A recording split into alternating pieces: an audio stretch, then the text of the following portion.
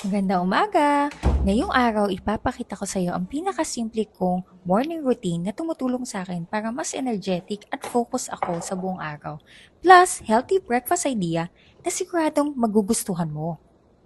Una kong tinitimpla ang immunity drink mix. Pinaghahalong herbal aloe concentrate para sa hydration at magandang panunaw sa maghapon, thermogenic tea kasi mataas ito sa antioxidant at simple probiotics para magpataas ng immune system.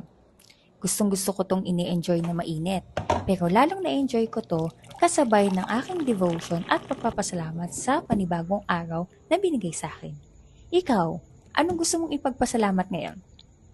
Pagkatapos yan, prepare na natin ang ating healthy breakfast. Alam mo ba, nung natulog ka, hindi ka kumain at di ka uminom. Pero ang katawan mo nagtatrabaho at ang puso mo tumitibok. So bear in mind na kapag gumising ka, your cells are hungry for nutrients. Uhaw yung katawan mo. So kapag kumain ka ng healthy breakfast, it will jumpstart your metabolism.